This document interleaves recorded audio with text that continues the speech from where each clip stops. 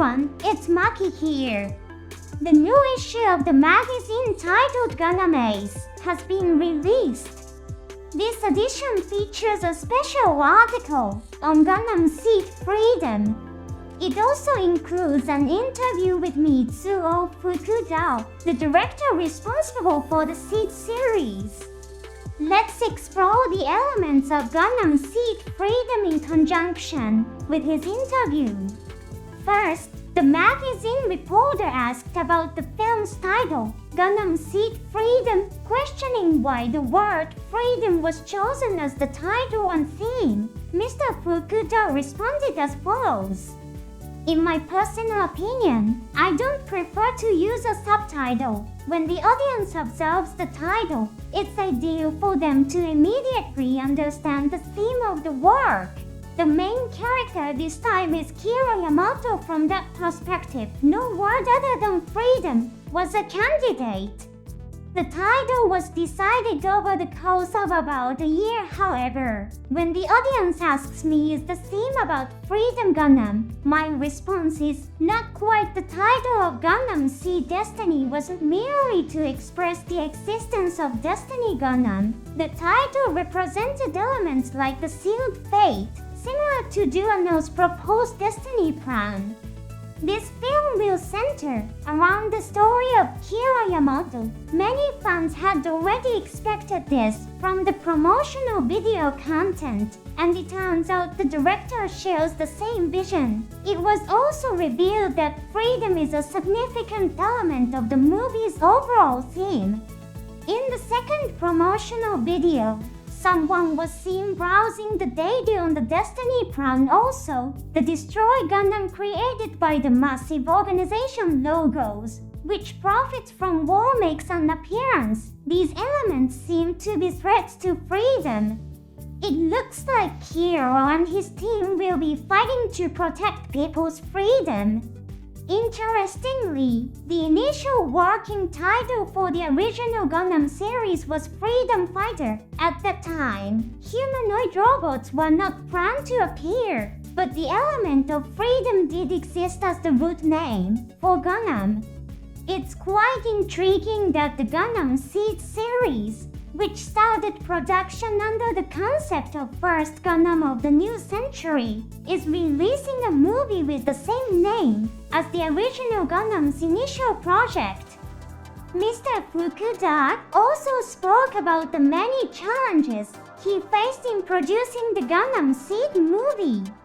There is no doubt that the core team consists of staff members who worked on past TV anime series. However, the relationship with new staff is also important. They've asked me questions like, should Gundam Seed be made this way? I've explained that I don't want to create something that's set in its form. Understanding the work that is Gundam Seed is important, but I don't want a mere rehash of what's been done before. I wouldn't be interested in watching such a project. The interview continued, delving into the topic of voice recording. The recording hasn't been completed in its entirety yet. The script is incredibly thick. If you were to put it next to a script of the same quantity, Gundam Seed Freedoms would be twice as thick. The audience will likely get very tired after one viewing. You might not want to watch it again for a while. However, you probably won't grasp the full content in just one viewing. That said, the film will have tremendous impact. This isn't about each line being delivered carefully. Sometimes two characters are speaking at the same time. The dialogue is compressed. Meaning is also given to elements hidden behind the voices, as well as to the descriptions and compositions of each scene. In my personal opinion, I can't charge people for a half-baked film. I'm exerting my utmost effort in producing this movie. As I previously mentioned on my program, Mr. Fukuda has released photos of the very thick script. It's evident that the film will be packed with a lot of elements. It's something to look forward to, isn't it? The interview continued, focusing on the concept of the protagonist. When considering who the protagonist of Gundam Seed Destiny is, I concluded that it's Afran. Therefore, in the special edition, I had Afran narrate. I consider the person who makes choices to be the protagonist. I believe a character who doesn't make choices, no matter how much screen time they get, cannot be called the protagonist. In Seed, Kira made many choices, as did Afran. Therefore, in Seed, Kira and Afran were the protagonists. In Seed Destiny, I think Kira was not the protagonist because he didn't make choices. Afran was tossed around by circumstances and was indecisive, but made numerous choices. Shinasa also didn't make choices. Viewing Seed Destiny from this angle might offer a fresh perspective. This is an intriguing point. Indeed, Kira made numerous choices in the first series. In the novel version, there are more detailed accounts, harrowing experiences in the colony Mando, Al's alliance's use of nuclear weapons, and Zack's use of Genesis all caused him significant turmoil. There were even moments where Kira thought, much like Raul Creed, if we are going to make such foolish choices, why not destroy each other until we are satisfied? In Seed Destiny, Kira fought against Duano with strong conviction. In that sense, he might indeed be a character who didn't make choices. The interpretation about Shin was also intriguing. Shin was created as one of the potentials Kira could have reached. Kira, within the story of Seed, had scenes where he was about to be exploded for his piloting skills by the Earth Alliance.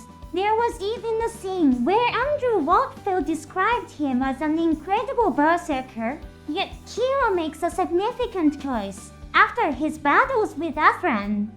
In contrast, Shin continues his activities as a powerful pilot. Seen from this perspective, Shin might also be a character who didn't make choices. See, Destiny illustrates a contrast between Kira and Shin, who do not choose, and Afran, who does choose.